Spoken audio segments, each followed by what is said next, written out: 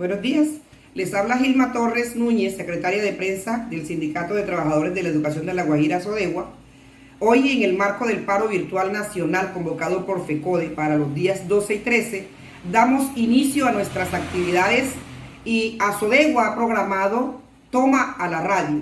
La toma a la radio significa que hoy en las emisoras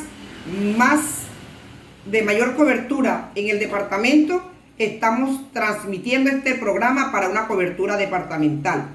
Es así como hemos invitado a 5 ejecutivos de FECODE y la CUT para que en medio de esta actividad nos aterricen a esta comunidad en temas de trascendencia y que son motivacionales para el paro. Bienvenidos, bienvenidas a la toma a la radio por parte de Sodegua. Hacemos la apertura a la disertación de nuestros panelistas en el día de hoy y le corresponde el primer turno a Carlos Rivas. Carlos Rivas es un ejecutivo de FECODE quien ostenta la Secretaría de Asuntos Jurídicos y nos va a disertar acerca de la desobediencia civil en la alternancia. Carlos Rivas, el auditorio es tuyo. Bienvenido. Un cordial saludo para todos los compañeros maestros y maestras del departamento de La Guajira y para la comunidad educativa. Desde el 24 del mes de marzo hubo una migración de la escuela hacia la casa y esa migración fue fruto de una decisión de carácter científico donde médicos, epidemiólogos, virólogos tomaron la decisión de que había la necesidad rápidamente de hacer una cuarentena o lo que se ha denominado también un cerco epidemiológico para impedir un contagio desde el punto de vista colectivo. Fue una decisión científica, fue una decisión pensada y orientada por quienes saben de la realidad de la salud pública, decisión que padres de familia, estudiantes y maestros de manera inmediata asumimos y desde luego que trasladamos nuestro sitio de trabajo de la escuela a la casa, lo que hemos llamado una migración desde el punto de vista laboral. Esta migración significó desde luego la protección a la vida. FECODE es indudablemente el impulsor de la cultura de la vida, mientras que nosotros defendemos la biopolítica, el Estado y el gobierno defienden la necropolítica, la posibilidad de que mueran los pobres, de que muera la gente con menos recursos, que muera la gente que tiene el menor número de oportunidades. Por eso el gobierno nacional se opone a la propuesta del movimiento sindical y social de la necesidad de tener una renta básica que es para 9 millones de hogares, que están representados en 3 millones de ciudadanos que salen todos los días a la búsqueda del día al día, la economía del rebusque, 2,5 millones de desempleados que habían antes de la pandemia y 3,5 millones de ciudadanos que perdieron el empleo hasta el mes de junio y en el mes de julio aumentaron 500,000 personas más, para lo que hay 9,5 millones representantes de las familias que hoy están en una grave crisis. Por eso FECODE plantea en este tema de la renta básica la necesidad de que se les subvencione a los trabajadores, a cada uno de los 32 millones de colombianos, un salario mínimo que representa 13 billones de pesos y que tiene un impacto en el Producto Interno Bruto del 2,5%. Y esto tiene un propósito, que la gente no salga, los 9,5 millones de colombianos, a buscar la posibilidad del rebusque y el sustento de sus familias, sino que el Estado le garantice y desde luego se pueda proteger la vida y la integridad física de los ciudadanos y entre ellos pues mucho padre de familia. Por esta razón nosotros defendemos la renta básica, pero además porque es responsabilidad del Estado satisfacer las necesidades básicas de los ciudadanos, y mientras que no les satisfagan las necesidades básicas de los ciudadanos en alimentación, pago de arriendo, lo que tiene que ver con alimentación y desde luego algunos el pago de matrícula, por eso se está pidiendo matrícula cero para que no se vuelva otra carga en las familias colombianas esta situación. Entonces, ante un hecho de carácter científico, migramos de la escuela hacia la casa y el gobierno entonces ha venido planteando la alternancia. Ya hay ejemplos como el gobierno ha sacado decretos manifestando de que las aglomeraciones no son aceptadas, porque cuando hay aglomeración hay un mayor grado de riesgo en el contagio y por eso el gobierno cometió una gran equivocación en el segundo día sin IVA y lo que hubo fue aglomeraciones y cantidades innumerables de personas tratando de comprar, además comprando con tarjeta, lo que hace que pues ahí se diluya la posibilidad de que se disminuyera el IVA, porque luego lo que hace es que se aumentan las tarjetas de crédito de los ciudadanos. Y no se pudo convocar el tercer día sin IVA desde el punto de vista presencial, porque el gobierno aprendió de una experiencia además dramática que ha producido muertos y entonces no se logró ese tercer día sin IVA. Por eso es que nosotros desde FECODE estamos diciendo, oiga, si queremos proteger 9 millones de hogares, 32 millones de colombianos, si se ha planteado que aplaudimos la decisión de que no hubiese el tercer día sin IVA, porque ahora sí nos van a pedir que en la alternancia unos niños, unos padres de familia y unos estudiantes acudamos a la escuela. Pues yo quiero demostrar que no nos estamos oponiendo por oponernos. Esta no es una actitud caprichosa de FECODE. FECODE impulsa y desarrolla la cultura de la vida, porque va a haber aglomeraciones en el transporte. Si la persona va a llevar a su hijo, a su nieto o a su protegido a la escuela, tiene que hacer largos o cortos recorridos, pero se va a encontrar con otro tipo de personas, ahí hay aglomeración. En el transporte público también hay aglomeración, al ingreso a la institución educativa hay aglomeración, en la formación hay aglomeración, en el aula de clase hay aglomeración. Si se van a lavar las manos los estudiantes va a haber aglomeración. De igual manera va a haber aglomeración en las unidades sanitarias, que son unas cloacas y unos focos de infección. Va a haber aglomeración en el recreo, en la tienda escolar y cuando salga el estudiante. La Universidad de Granada ha demostrado que 20 estudiantes pueden hacer un cruce social de 810 personas y en 2 días de 1.500. Solo 20 personas pueden hacer ese cruce de carácter social. ¿Y qué ocurrirá cuando los niños, en esa antipedagogía que nos quiere imponer el gobierno, ¿no es cierto? Que nosotros somos los que le decimos a los estudiantes que se quieran, que se amen, que se abracen, que se protejan, que conversen entre ellos, que no peleen. Ahora les vamos a decir no hablen, no conversen, no se saluden, no se abracen. Eso no tiene sentido. Pero además, ¿qué harán los padres de familia cuando su hijo llegue con un tapabocas que no es el suyo, sino el de un compañero? O sea, no hay las condiciones de bioseguridad para regresar a la escuela. Y por eso nos oponemos a la alternancia, porque la alternancia, cuando va creciendo la pandemia, ¿no es cierto?, no debería ni siquiera mencionarse, porque lo que tenemos que hacer es un cerco epidemiológico y no abandonar la cuarentena que hemos tenido, que es la que ha protegido la vida. Como se han podido dar cuenta, entonces en Colombia está creciendo 12.000, 15.000 el contagio de pruebas de hace 15 o 20 días. O sea, quiere decir que el contagio diario está entre 20.000, 25.000 personas que no se han podido contar porque los resultados del testeo no ha podido dar. Por eso nos oponemos a la alternancia. Y frente a la alternancia que estamos planteando, desobediencia civil. Por eso le decimos a los colombianos, si necesitan cómo defender la vida, FECODE tiene una vacuna que se llama la vacuna de la desobediencia civil.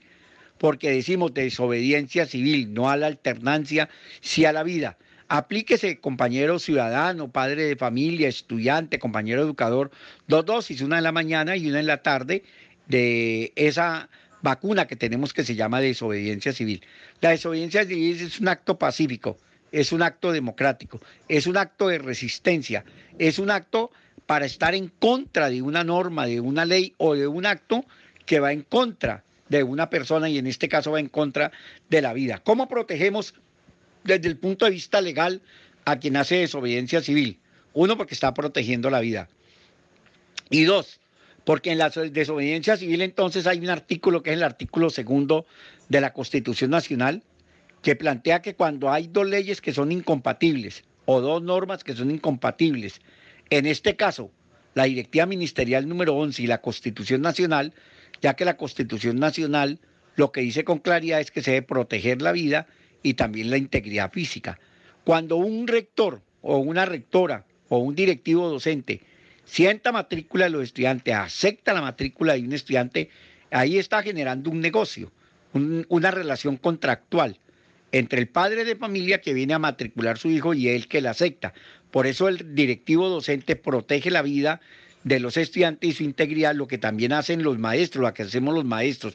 Cuando el estudiante pisa la puerta de la institución educativa hacia adentro, nosotros somos los responsables de la vida de esos estudiantes y también nos pueden aplicar la norma por omisión. Nosotros tenemos que proteger a los estudiantes.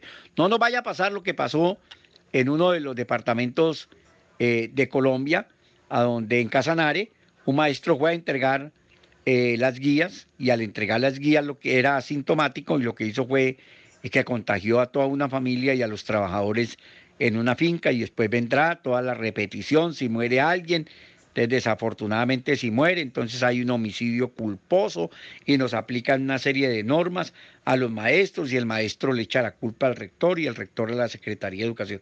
Las secretarías de educación que convoquen a la alternancia, hay que decirle a los diputados o a los concejales, dado el caso si es municipio o departamento, que convoquen a una sesión de control político a estos señores secretarios de educación que lo que les interesa es desarrollar la política del Ministerio de Educación sin importar la vida de los estudiantes. Por eso nosotros, desde la Federación Colombiana de Trabajadores de la Educación, defendemos la vida y como defendemos la vida, decimos no a la alternancia, sí a la desobediencia civil.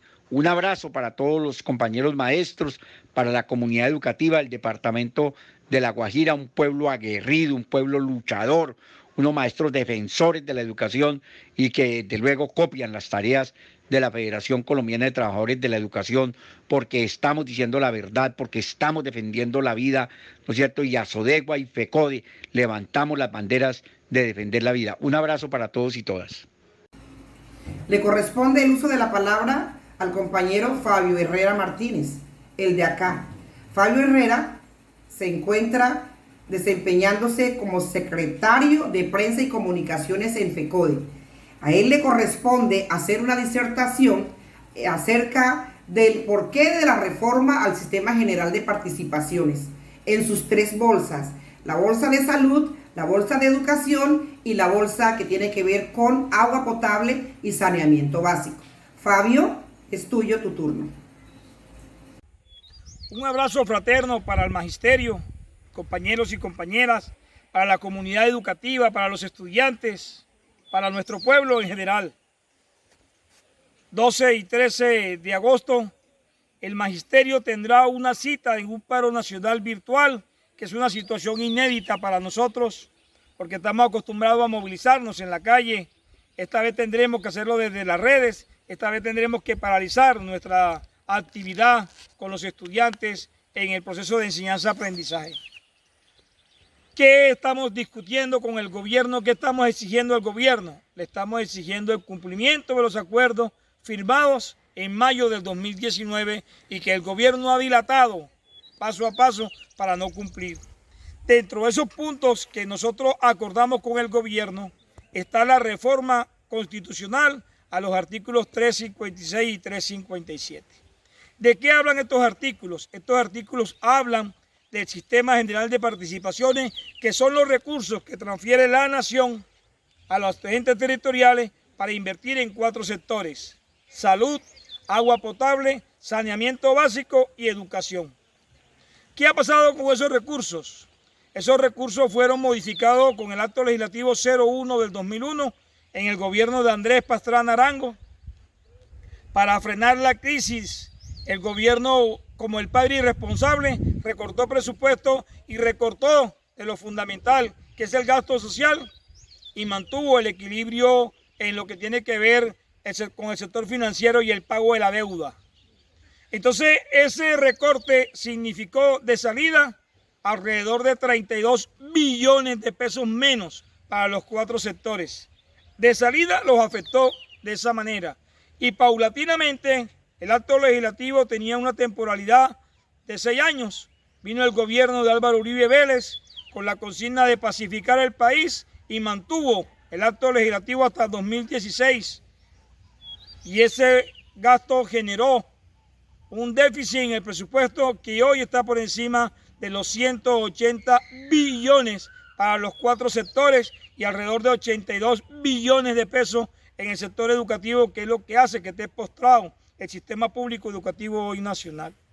¿Qué ha sucedido con esto? Con el coronavirus ha quedado desnuda la crisis y nos ha dado la razón, desafortunadamente, una pandemia como esta, de que lo que estamos peleando los maestros es una cuestión justa. La salud está totalmente desfinanciada. Los hospitales no son más hoy que una planta física en manos de tercerizados. El agua potable es un lujo. El saneamiento básico crece en nuestros hijos en medio de la basura. Y la educación pública está en una de sus crisis más profundas, tan profunda que hoy regresar a las escuelas es llevar a los niños a un ensayo de la muerte, es llevar a los padres de familia a un ensayo de la muerte, como es igualmente para los maestros. Por eso estamos defendiendo el no retorno a las actividades académicas presenciales y estamos defendiendo no regresar a la escuela frente a la propuesta que el gobierno está implementando, que no ha invertido un solo peso en los establecimientos educativos para adecuarlos, pero que sí quiere quitarse la presión de la situación económica para que la gente retorne a los trabajos y deje a los hijos en los establecimientos educativos. Entonces nosotros firmamos el acuerdo con el gobierno en mayo del 2019 y desde esa fecha hasta el momento el gobierno ha venido dilatando y ha venido incumpliendo, diciendo que no es necesario una reforma constitucional, que con unos ajustes internos es suficiente, pero el hueco es bien grandotote, el déficit fiscal es grandísimo y eso no se arregla con quitarle a uno y ponerle a otro, porque aquí no hay a quien quitarle. ¿Qué se le puede quitar a la salud pública? ¿Qué se le puede quitar al agua potable? ¿Qué se le puede quitar al saneamiento básico para darle al sector educativo? Entonces, frente a eso, hemos decidido convocar al magisterio colombiano, convocar a la comunidad educativa a la movilización, a defender el punto de la reforma constitucional, porque es vital para cerrar las 6 brechas que ya estaban pactadas y la 7ª brecha que aparece con el tema de la pandemia, que es la brecha de la conectividad, que es un derecho que tenemos todos los colombianos, del uso del espectro electromagnético. Si nosotros no logramos que el gobierno convoque al Congreso de la República o presente al Congreso de la República el proyecto de acto legislativo, sencillamente la crisis se va a profundizar.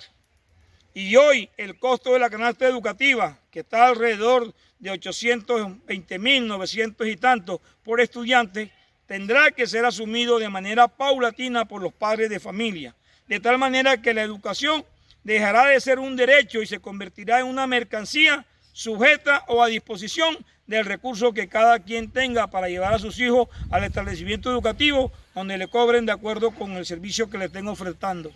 Por eso hoy los maestros estamos movilizándonos de manera virtual y apenas tengamos las condiciones estaremos en la calle nuevamente exigiéndole al gobierno el cumplimiento de los acuerdos, que cumpla la palabra comprometida. Eso es lo que le estamos pidiendo al gobierno de Iván Duque, que hoy nuevamente se enconcha y el silencio de no recibir a FECODE, de no hacer reuniones, de no responder, y sencillamente nosotros consideramos que la única manera que tenemos de sacarlo de ese enconchamiento es movilizándonos, es protestando, es exigiendo el cumplimiento de unos acuerdos que fueron pactados y que el gobierno hoy no quiere cumplir su palabra.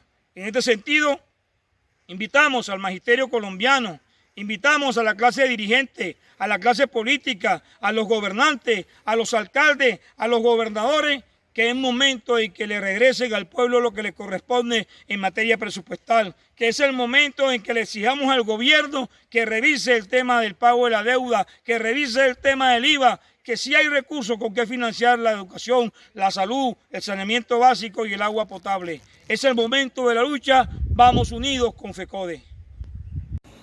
En la secuencia es el turno para Luis Eduardo Salazar, secretario general de FECODE, quien nos va a hablar un poco de ese tema espinoso en el que hoy estamos todos muy pendientes, y es sobre la coyuntura política colombiana que se muestra hoy en el panorama que vive Colombia en medio de decisión de cortes contra expresidentes, presidente defendiendo a expresidente.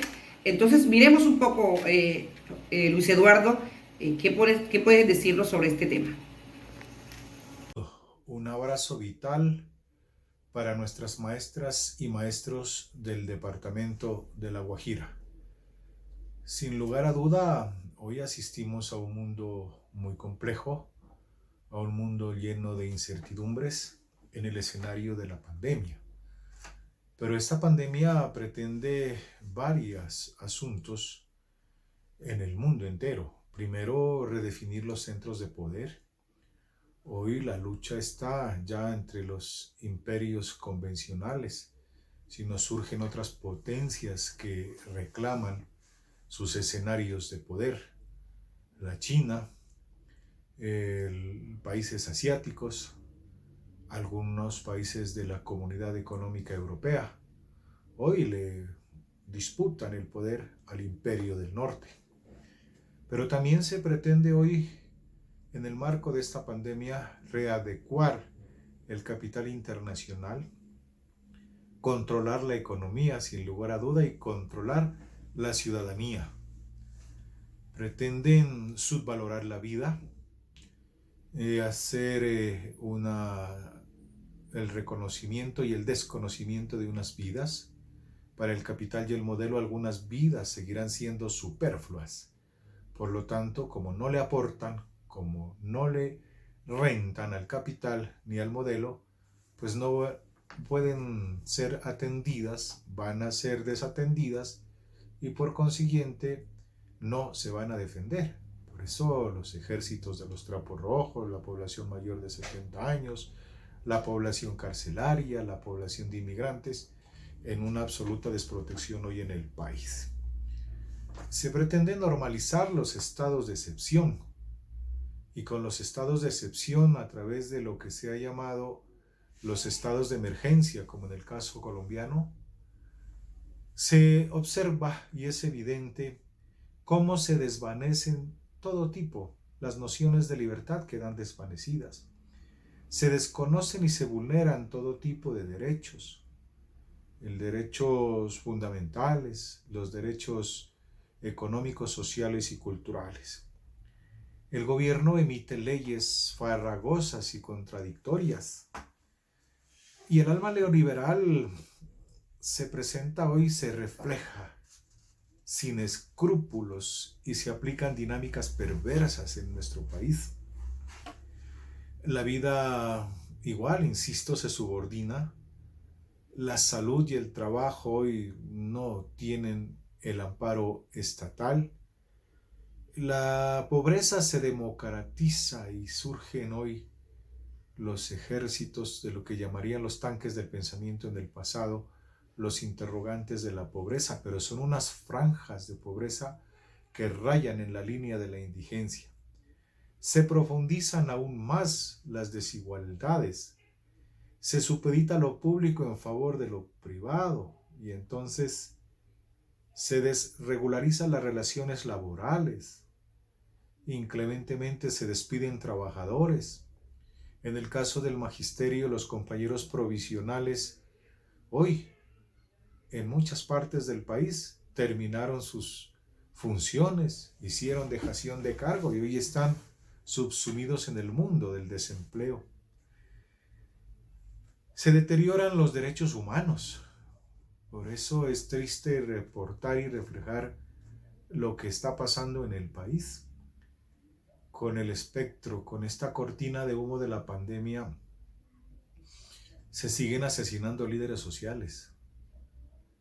Es importante señalar y debe ser preocupante lo que ha pasado en el municipio de Leiva, Nariño, donde 2 estudiantes fueron a entregar sus trabajos, sus guías de trabajo al centro poblado, a la casa de su profesor, y al regreso a su vereda de residencia, pues fueron masacrados. Y según informa algunas fuentes de la comunidad, el paramilitarismo posesionado en esa zona, pues prácticamente sobre la espalda, mientras se desplazaban en una moto, pues descargó sus balas asesinas.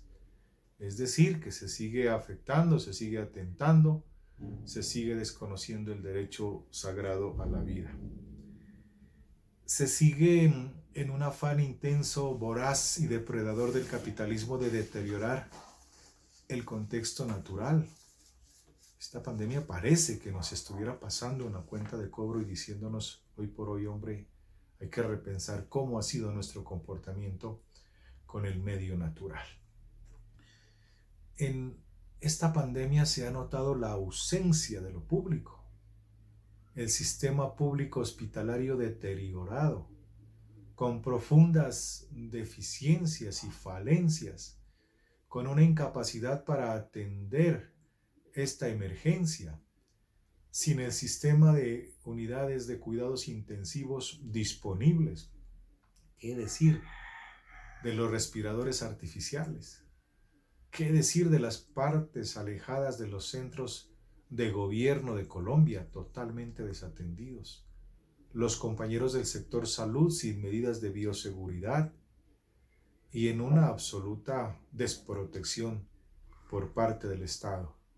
Responsable, la Ley 100, que acabó y privatizó este sistema.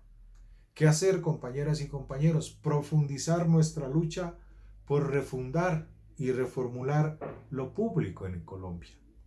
La lucha por el CGP, punto vital de los acuerdos de FECODE en el Sistema General de Participaciones, para que el Estado devuelva la plata pública que misericordiamente le arrebató a la escuela, a la educación pública, a la salud, al agua potable y al saneamiento básico.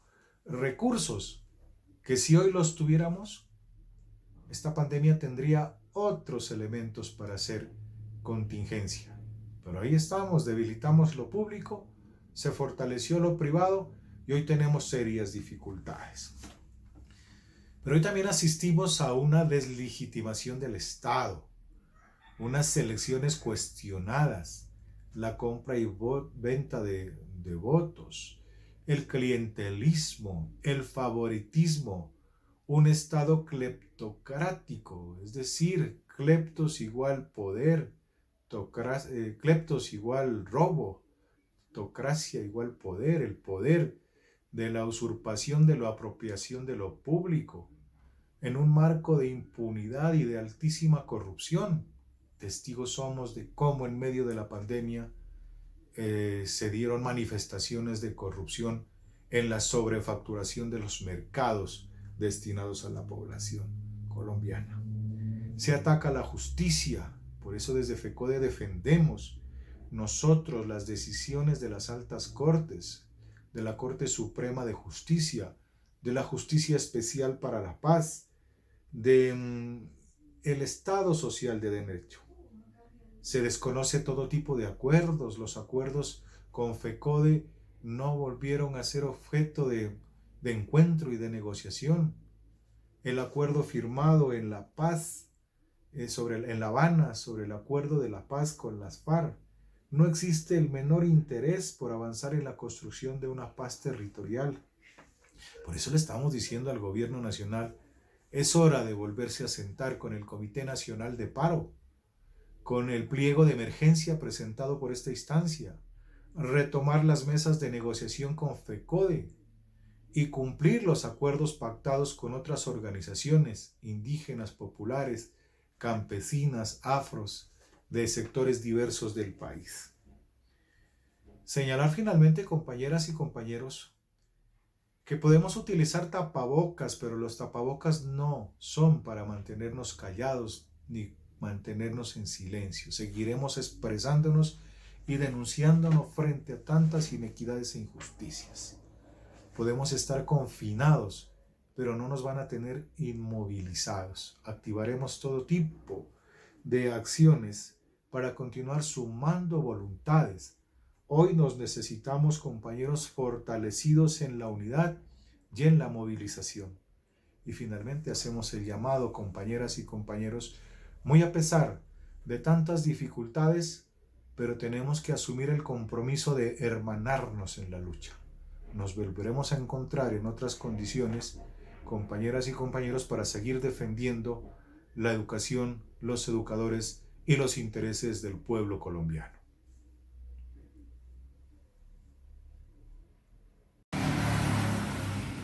Son tantos los temas, pero que hay que escoger.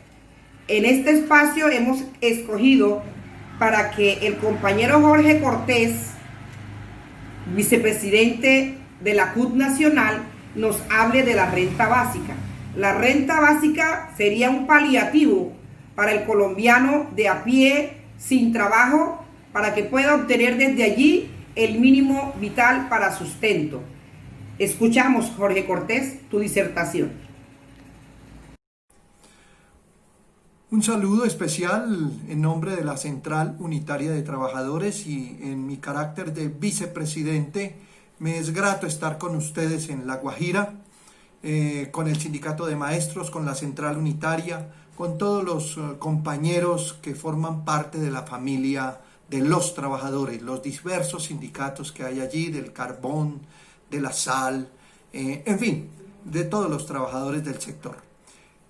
Voy a hacer una explicación muy rápida de lo que corresponde al tema de la renta básica, que es una exigencia que estamos haciendo, dado que 30 millones de colombianos se encuentran sin recursos para vivir en este momento de la pandemia. Entonces, es importante entender que la renta básica es un ingreso periódico dado por el Estado a los ciudadanos para que puedan vivir dignamente. Busca garantizar un nivel mínimo de subsistencia, de ingresos, para que los ciudadanos puedan vivir en estos momentos de crisis tan terrible que vive el país. El gobierno nacional no ha querido entregar los recursos. Vamos a explicar entonces en qué consiste la propuesta de la renta básica. La renta básica, entonces, siendo un recurso que se le entrega a los ciudadanos que no tendrían empleo, a esos ciudadanos que hoy no tienen con qué comer, a esos ciudadanos del sector informal, a esos ciudadanos que se han quedado sin empleo, pues bien vale la pena decir que esos recursos que van a llegar donde el ciudadano van a servir para que la economía se impulse y no caiga en el abismo en que está cayendo, porque permite que los ciudadanos salgan a comprar, entonces hay circulación de mercancías y a su vez esto generaría mayor producción, y si hay producción hay puestos de trabajo. Ese es el tema central. En el caso concreto pues nuestro, los colombianos tendríamos de dónde fácilmente entender de dónde vienen los ingresos para sostener la renta básica. Basta con desmontar esos subsidios que les tienen de 60.000, de 80.000, de 160.000 pesos a las familias en acción, y desmontar el rubro de la corrupción. Si esos dineros se pudiesen canalizar, ahí estaría el dinero. Pero también vamos a decirles que el gobierno nacional tiene miles de millones de pesos en el Banco de la República. Puede cogerlos de ahí, sacar unos préstamos del Banco de la República sin intereses, porque es plata de nosotros, y después se la repone al Banco de la República. Pero vamos a suponer, no quiere utilizar los recursos del Banco de la República, simple y llanamente toma los recursos que están en el exterior, que tenemos 54.000 millones de dólares. Eso significa una cifra muy grande con la cual podríamos perfectamente garantizar y solucionar el problema tan grave de la pandemia. Pero vamos a suponer, no quieren tomar eso tampoco. Pueden tomar recursos que tenemos 54 billones de pesos para pagar este año unos abonos al Fondo Monetario Internacional. Allí sería muy fácil. Le hacen una carta al Fondo Monetario Internacional diciéndole que este año no le pagan por la situación de pandemia y que se los paga el año entrante. Y el Fondo Monetario Internacional ha dicho que da las gabelas, las garantías para que así lo puedan hacer. Pero el gobierno no quiere. Pero entonces vamos a suponer, tampoco puede utilizar esa fórmula. Pues simplemente emite dinero el Banco de la República, se produce papel moneda y eso perfectamente lo puede hacer. Ahí están los dineros para soportar esta propuesta. Hay 54 congresistas que están de acuerdo que se entregue renta básica equivalente a un salario mínimo, es decir, más o menos 900.000 pesos, para 9 millones de hogares durante 3 o 4 meses. Eso es posible hacerlo. No se necesita sino la voluntad política del gobierno nacional. Modificar el programa de ingreso solidario, Familias en Acción, Colombia Mayor, Jóvenes en Acción, que hasta ahora beneficia a 2.600.000 familias, pero es un beneficio pírrico, pequeñísimo, que no garantiza nada, porque les hacen unos giros de 160.000 pesos por familia. Eso no garantiza. Nosotros estamos hablando de un giro de renta básica equivalente a un salario mínimo que puede estar sobre los 900.000 pesos. Entonces, eso llegaría a 9 millones de familias, lo que significa que estaría cubriendo 30 millones de colombianos que hoy no tienen nada que comer. Es decir, afectaría al 60% de la población. El proyecto especifica que de los 9 millones de hogares beneficiados, 6.8 son pobres y el 2.2% corresponde a trabajadores que tienen microingresos, que son de esos que viven del rebusque. En una carta enviada al presidente Duque, los 54 congresistas señalaron que el programa costaría 20 billones de pesos, es decir, 2 puntos del Producto Interno Bruto. Eso no es nada, absolutamente nada. En el país, el gobierno nacional ha dicho que ha invertido 117 billones de pesos en la pandemia. Lo cierto es que el observatorio de la Universidad Javeriana, que es de los jesuitas, le dijeron que no era cierto, que solamente había invertido el 0.5 de esos 117 billones de pesos. El resto se los entregó a los bancos y se los dio a la gran empresa. ¿Por qué no le da esos dineros equivalentes a 20 billones de pesos a los ciudadanos que hoy se están muriendo de hambre? Hoy necesitamos que la renta básica se haga realidad, porque la necesitan los colombianos. Los efectos económicos de la pandemia serían paliados, digamos así, con esa renta básica.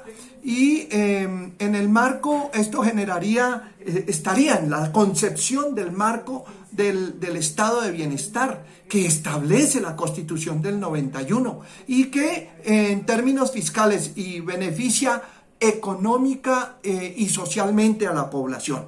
El Banco de la República, ya dijimos, puede otorgar créditos, tenemos de dónde sacar esa plata y solamente requerimos es la buena voluntad del gobierno colombiano.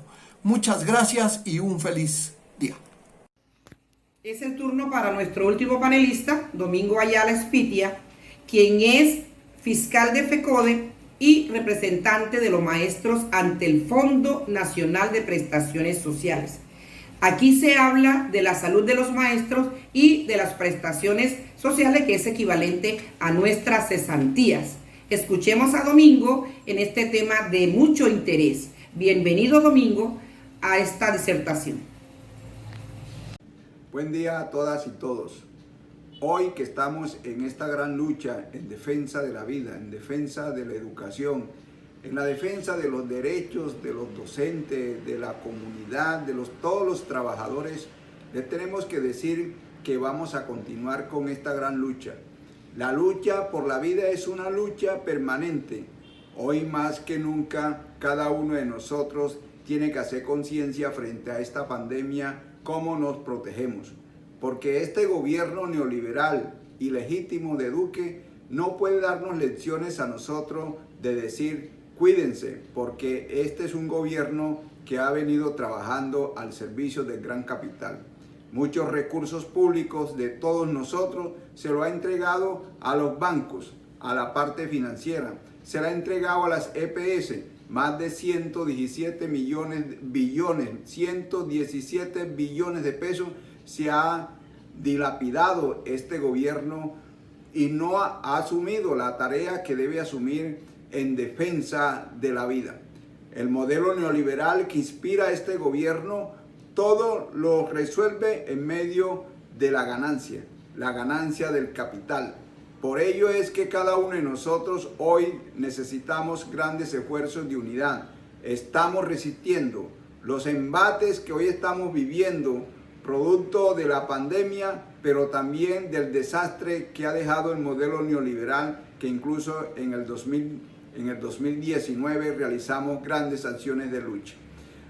El movimiento sindical, el movimiento popular, se ha levantado una gran tarea y un pliego de emergencia, fundamentalmente en lo que tiene que ver con la renta básica, para que muchos colombianas y muchos colombianos, alrededor de 9 millones de familias, más de 30 millones de colombianas y colombianos, debemos tener, incluso resistir en medio de esta situación, los efectos de la pandemia para que no nos vayamos a seguir contagiando.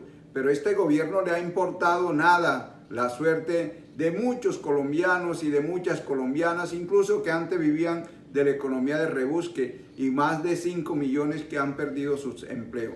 Por eso, hoy más que nunca, el magisterio, igual que la comunidad educativa, hemos venido resistiendo, compañeras y compañeros. Necesitamos continuar en esta lucha, pero al lado que continuamos en esta lucha, también debemos defender nuestros derechos prestacionales. Recordemos que una sociedad de derecho es aquella cuando realmente los derechos favorecen a la inmensa mayoría. Los trabajadores hemos conquistado derechos salariales, derechos prestacionales a través de la historia, que han llevado precisamente a vivir en condiciones de dignidad. Pero también hemos luchado por construir sociedades. De ahí las opiniones ideológicas y políticas que tenemos para precisamente nosotros construir el país que nos merecemos. Vamos y estamos trabajando porque construyamos una real alternativa de poder. Después que pase esta pandemia, va a quedar la miseria y necesitamos reconstruir este país con un nuevo modelo de desarrollo que centre la vida, el derecho a la educación, el derecho a la salud como ejes fundamentales. A eso le tenemos que trabajar y de verdad comprometernos desde ya en nosotros mismos y construyendo el país que merecemos. Esos derechos salariales, esos derechos prestacionales del magisterio los tenemos que continuar defendiendo. Hoy hay una amenaza latente contra el fondo del magisterio. No lo hacen viable cuando no reconocen las cesantías a tiempo, cuando no se presta un servicio de salud en condiciones dignas, cuando no se reconocen las cesantías. Y hay otra situación, lo que tiene que ver con la ARL, que en el caso nuestro es lo de la seguridad y salud en el trabajo, que prácticamente no se garantiza. Hoy en la práctica estas entidades no vienen garantizando, pero además porque este gobierno se ha empecinado en decir de que este derecho lo financia el FOMAT.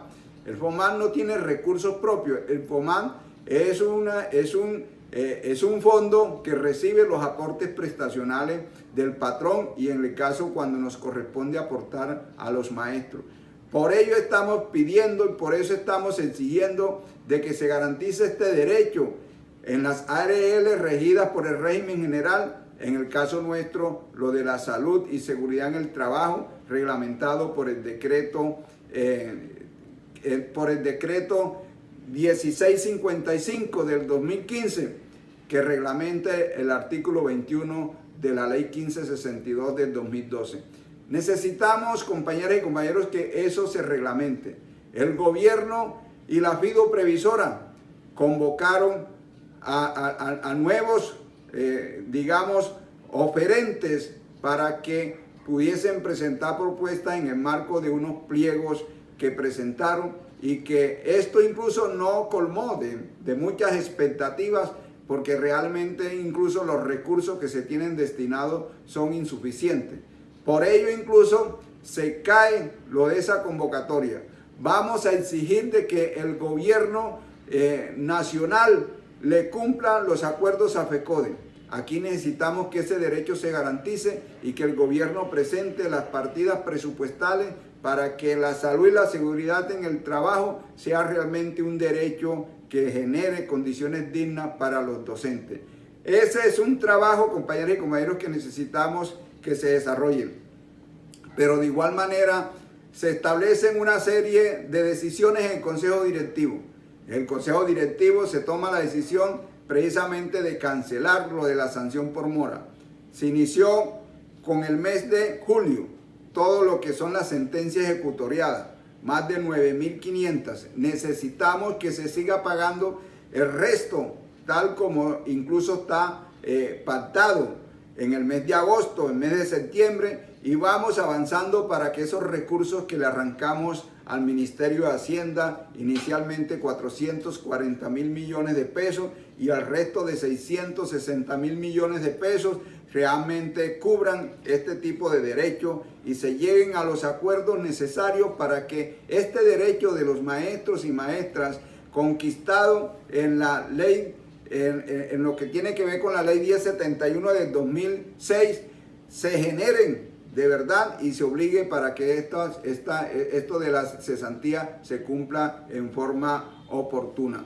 Estamos trabajando también en sentido lo que tiene que ver con las pensiones. Se plantea las pensiones que todas aquellas que se acumulen hasta el 31 de julio o las que ya se acumularon hasta el 31 de julio, hay el compromiso que a más tardar en octubre se debe pagar toda esta deuda. Hay muchas que tienen hasta año y medio y necesitamos que este derecho se le garantice en forma oportuna a los docentes.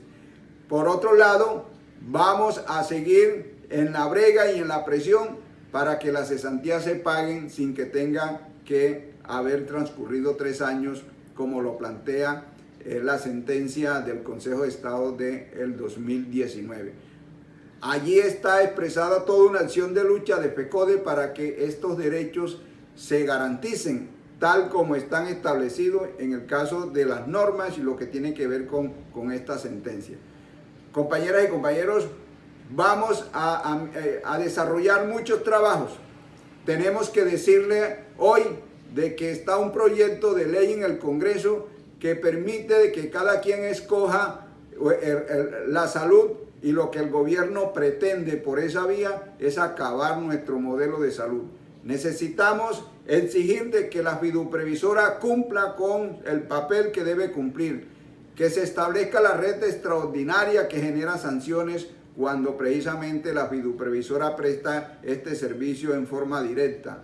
De igual manera, lo que tiene que ver cómo logramos que el gobierno asuma las deudas que tiene hoy el FOMAT, porque está peligrando incluso la estabilidad del FOMAT, porque el gobierno tiene unas deudas con los operadores porque no ha liquidado el contrato del 2012 al 2017, deuda que ascendía a más de 650.000 millones de pesos.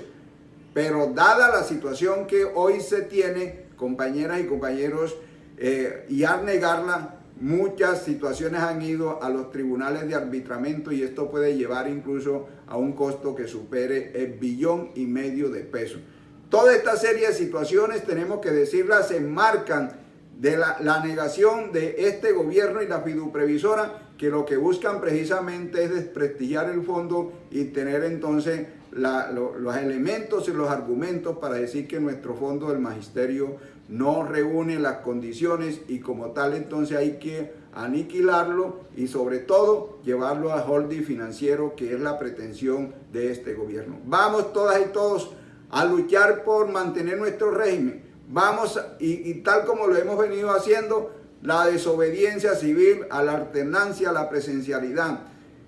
Compañeras y compañeros, es una lucha, es una gran batalla.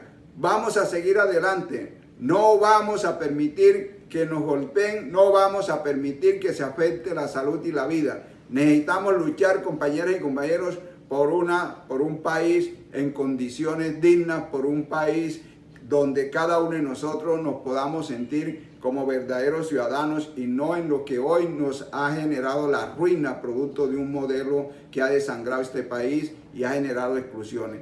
A eso, compañeras y compañeros, los invitamos. Recordemos, todos a la desobediencia civil, no a la alternancia, por el derecho a la vida, por el derecho a la salud. FECODE y sus sindicatos regionales, con una gran caravana que vamos a hacer, vamos a decirle a este gobierno que no vamos a permitir que nos afecte el derecho a la vida. Les habló el compañero Domingo Ayala Espitia, fiscal de FECODE.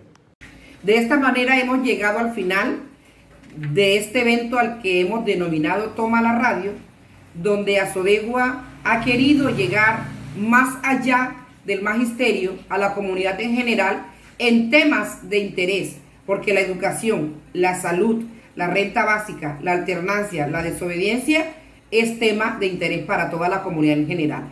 Muchísimas gracias por su atención. Gracias a ustedes por habernos acompañado a desarrollar este evento en medio de la Jornada Nacional de Paro, convocada por FECODE por 48 horas. Buen día.